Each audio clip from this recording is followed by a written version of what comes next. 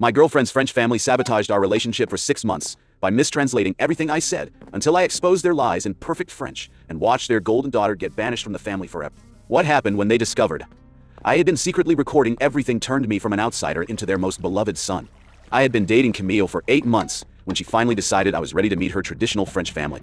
She warned me they were old-school traditionalists who would judge me for everything from my wine choice to my table manners. Her cousin's boyfriend once showed up to dinner without wine, and 5 years later, they still called him the uncultured one. What she did not tell me was that her sister Isabel had already decided to destroy our relationship before we even walked through the door. The first dinner seemed to go perfectly. I brought expensive French pastries from 3 different shops, and the right flowers arranged in odd numbers, because even numbers are for funerals. I kissed her mother on both cheeks, starting with the right side just like I had researched online for weeks. Madame Dubois smiled when I complimented her cooking and seemed genuinely pleased when I addressed the older relatives with proper respect, using Monsieur and Madame. But something felt wrong during our second visit. Every time I spoke, Isabel would translate my words to her mother in rapid French. She would nod sympathetically while speaking, then Madame Dubois would give me these strange, disappointed looks. The entire family's attitude toward me had completely changed from warm acceptance to cold suspicion. I started noticing the pattern, but could not figure out what was happening. Here is what Isabel did not know. I had been secretly learning French for 6 months. Not just basic phrases, but full immersion. 2 hours every day with a professional French teacher named Madame Moreau, who had been coaching diplomats and business executives for 30 years. Her apartment was filled with French art and the constant smell of brewing coffee.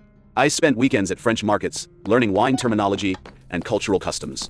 I memorized formal greetings for different social classes and learned the crucial difference between vous and tu vois. She drilled verb conjugation s until I dreamed in French grammar.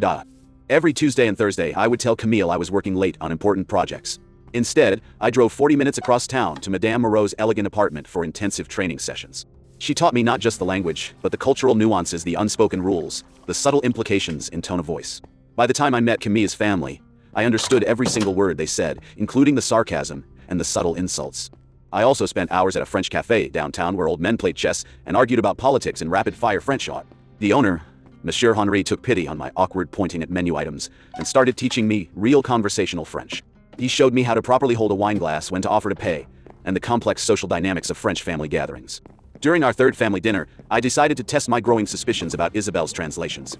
When I complimented Madame Dubois on her beautiful home, saying it was absolutely stunning and perfectly decorated, Isabel translated it as an insult about the decor being old-fashioned and musty. When I praised the delicious food, calling it exquisite, Isabel told her mother I had called French cuisine pretentious and complicated compared to Italian food. She was systematically destroying my reputation with deliberate lies, while I sat there smiling and nodding like an oblivious American tourist. Each compliment became an insult. Each sign of respect became disrespect. I watched as Madame Dubois' face grew colder with each false translation. The breaking point came during our fourth visit, when Madame Dubois served me a plate of raw steak tartare with raw egg and onions. The smell hit me immediately, this pungent mix of fresh meat and sharp seasonings that made my stomach turn. She mentioned with a pointed smile that it was Pierre's favorite dish. Pierre was Camille's French ex-boyfriend, who the family still adored and constantly compared me to. They were testing me while deliberately serving something they knew would make me uncomfortable. Table. How. As I struggled with the raw meat, cutting tiny pieces and pushing them around my plate, Isabel launched into her most vicious attack yet. She told her mother in French that I had just said their home looked like it needed major updates, and that I thought their traditions were outdated and boring. She added that I was only dating Camille until I found someone better, and that I privately mocked their accent when they spoke English. Madame Dubois' face went completely red, and she started muttering under her breath about disrespectful Americans. Other family members shifted uncomfortably and began whispering among themselves. The room went silent, except for the sound of Madame Dubois' quiet disapproval. She looked ready to throw me out of her house permanently. That's when I stood up, looked directly at Madame Dubois, and said in perfect French, "Madame Dubois, I have been learning your beautiful language for 6 months to properly ask for your daughter's hand in marriage. Every single word your daughter just translated was a complete lie. I swear on my honor I have shown nothing but respect for your home, your family, and your magnificent culture." The silence in that room was absolutely deafening. Camille nearly choked on her wine. Her eyes went so wide I thought they might pop out of her head. Sophie, the younger sister, burst out laughing, this high-pitched giggle she tried to cover with her hand. Even the cousins who had been glaring at me suddenly perked up like they were watching the best drama of their lives. But Isabel went white as a sheet. She started stammering excuses in French about nuances and misunderstandings, claiming I did not understand the subtle complexities of their language. No, that is not what I meant," she protested. "He does not understand the cultural context." Madame Dubois slowly turned to look at her daughter with the most disappointed and furious expression I have ever seen on a mother's face. The transformation was terrifying. She stood up, walked deliberately to the table, grabbed that plate of steak tartare, and threw the entire thing at Isabel. Raw meat and egg went everywhere in her hair, down her expensive designer blouse onto her lap. The smell was incredible. Madame Dubois started shouting in rapid French. What kind of daughter are you? Lying about a guest in my home? Translating respect as disrespect? You have no education, no class, no honor? How dare you sabotage your own sister's happiness? Then she turned to me and her entire demeanor changed. She rushed over, hugged me tightly and said in French, "My dear boy, forgive us. Forgive her terrible behavior. You are welcome in this home always." On the drive home, Camille and I could not stop talking about how absolutely insane the whole thing had been. She kept saying, "I cannot believe you understood everything. And I cannot believe my sister would do something so horrible." She was proud of me for the secret language learning, but also devastated by Isabel's systematic betrayal. I thought that was the end of it. We had exposed Isabel's scheme, and I had proven my commitment to the family. Everything would be smooth sailing from here. I was so incredibly wrong. 2 weeks later, things seemed genuinely calm. Madame Dubois had started treating me like her own son, always packing extra food for me to take home and texting Camille in French to make sure I was eating properly. The cousins who used to eye me suspiciously now included me in their conversations about French politics and wine. But then Camille called me crying, barely able to form coherent sentences. I rushed to her apartment and found her curled up on the couch with her laptop open and tissues scattered everywhere. Her eyes were red and swollen, and she was clutching her phone like a lifeline. She had received Instagram messages from someone claiming to be my ex-girlfriend Sarah, complete with old photos of me from college and detailed stories about our ongoing affair. But this person knew everything about my schedule, including when I worked late on Thursdays, which was actually when I was taking French lessons. They knew about the time I had canceled a date to help a friend when I was really buying French cookbooks. They even knew about the restaurant where Camille and I had our first date. The messages were not just simple accusations. This person had created an entire narrative with late-night phone calls, secret hotel meetings, and claims that I had bought jewelry for this supposed ex-girlfriend. They had gotten photos from my old college Facebook account and woven them into an elaborate story of betrayal and deception. But something felt off about the writing style. It was too formal, too calculated. Phrases like "he expressed to me" instead of "he told me," or "we engaged in intimate conversation" instead of "we talked." It was like someone trying to sound American, but missing the casual way we actually communicate. I called my friend Alex, who works in digital forensics at a tech startup downtown. This guy had helped me set up security cameras at my apartment the year before when there were break-ins in my building. He was like a digital detective who could trace anything online. Within 3 hours, Alex had clicked through the fake profile, examining metadata and running traces on every message. He showed us how the photos had been edited, with old pictures from college parties cropped and enhanced to look more recent.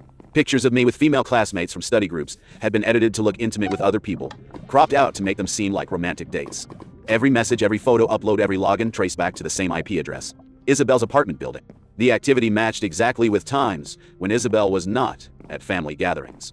She had been working on this elaborate deception for weeks, creating fake timestamps and manipulated images to destroy our relationship. We drove there immediately with Camille's knuckles white on the steering wheel. She was muttering in French, probably cursing her sister in ways that would make Madame Dubois faint. We found Isabel in her living room with the fake Instagram account still logged in on her laptop. She had been so confident in her plan that she had not even bothered to log out.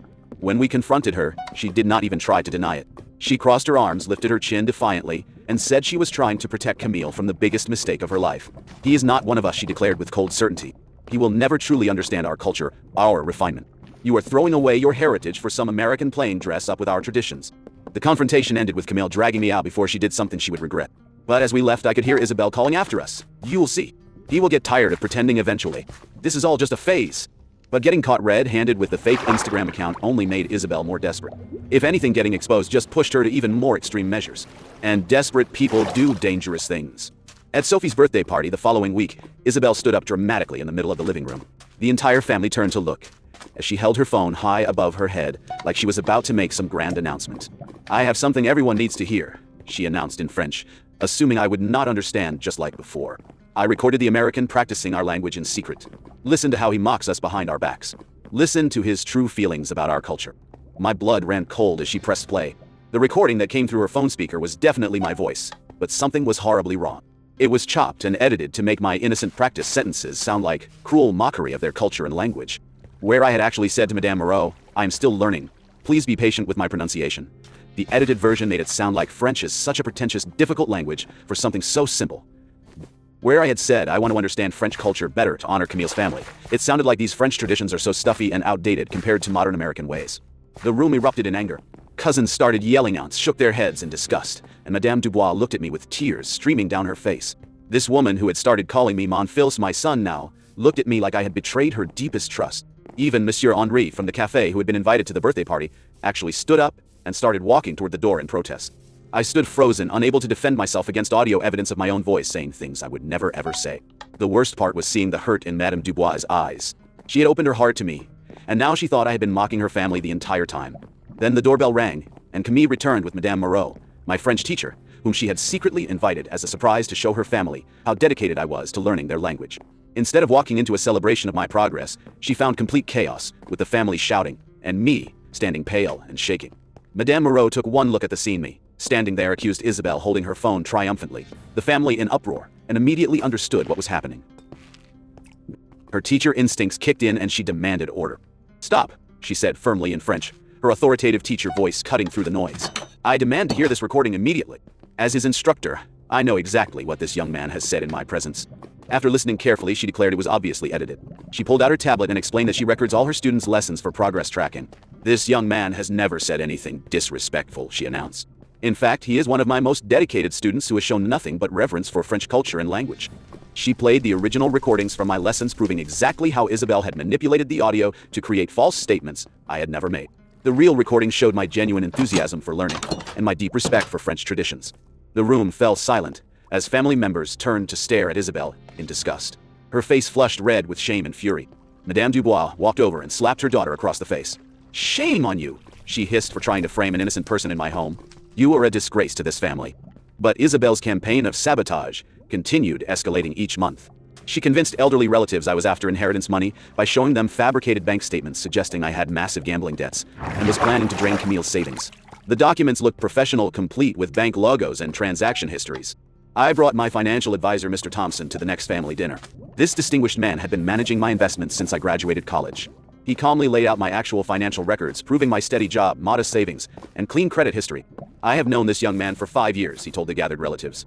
"He is one of the most financially responsible clients I have." These documents are completely fabricated. The elderly aunts, who had been giving me cold looks all evening, suddenly became apologetic, pressing more food onto my plate and patting my shoulder reassuringly.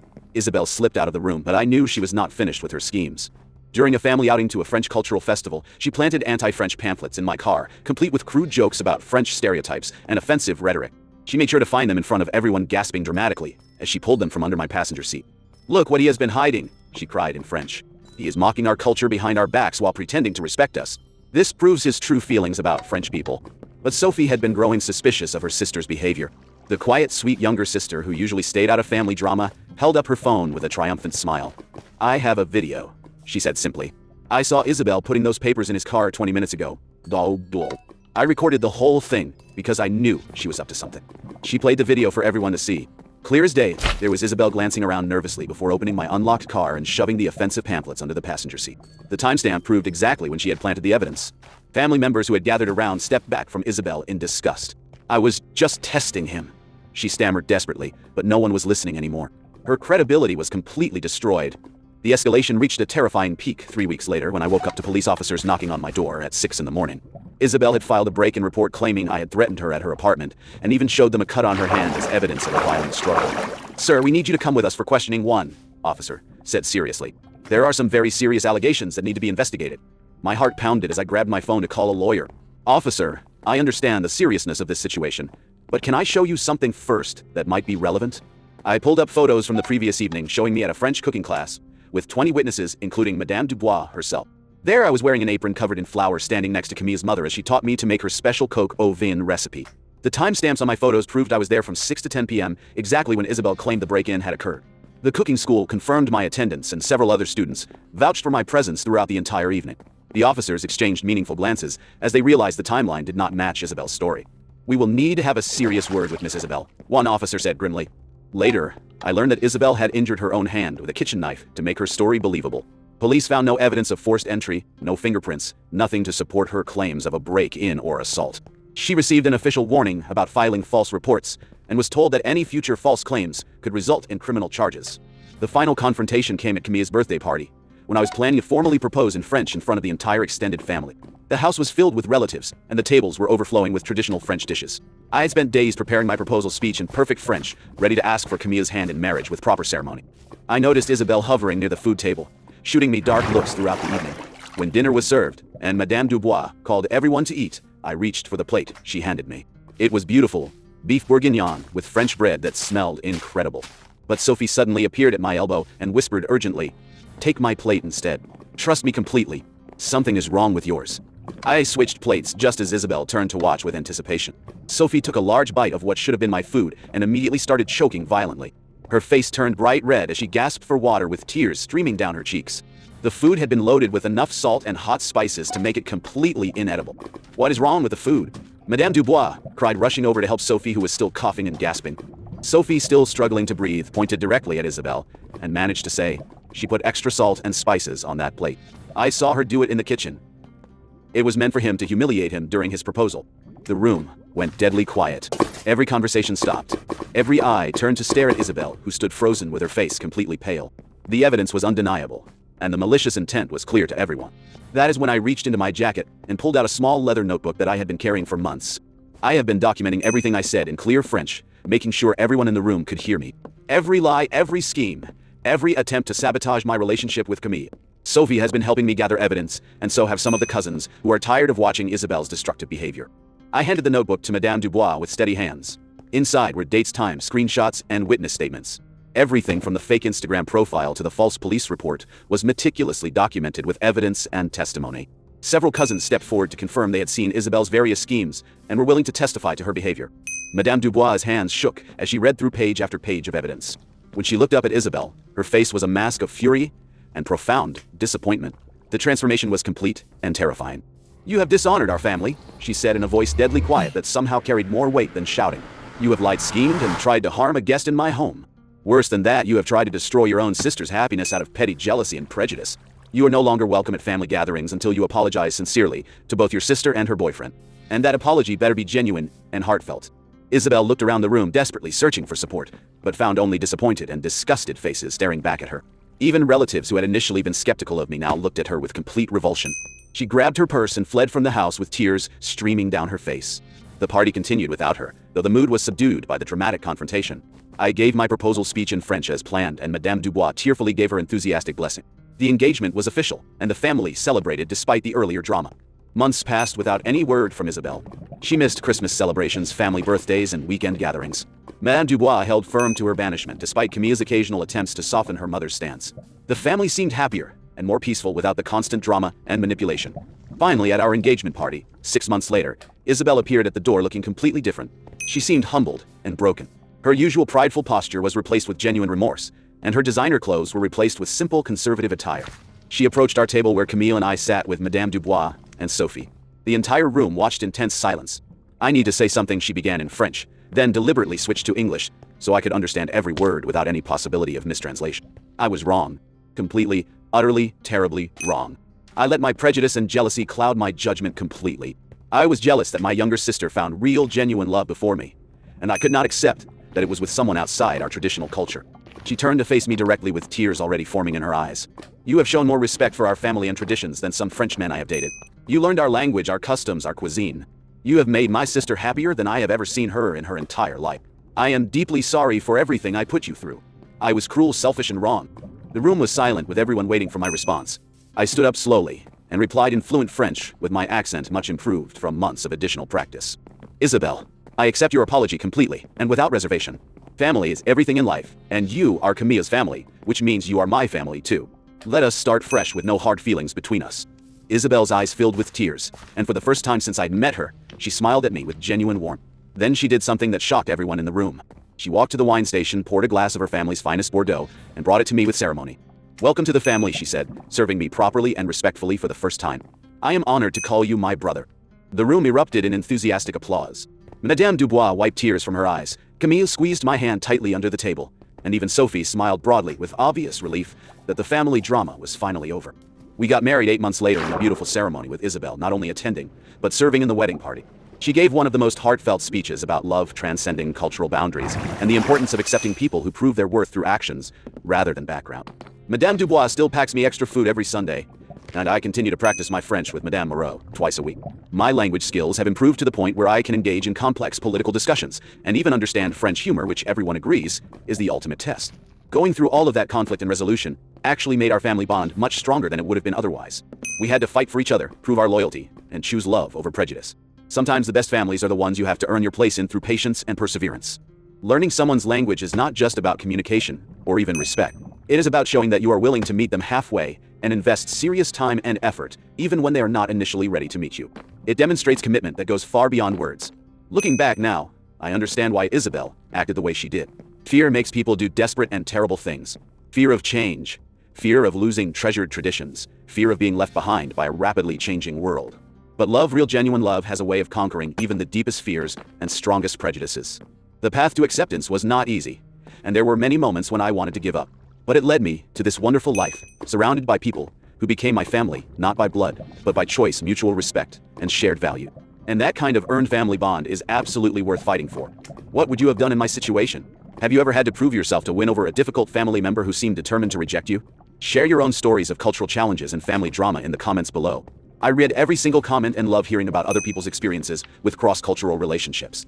If this story of patience, perseverance, and the power of learning someone's language resonated with you, please hit that like button and subscribe for more real-life family drama that you simply cannot make up.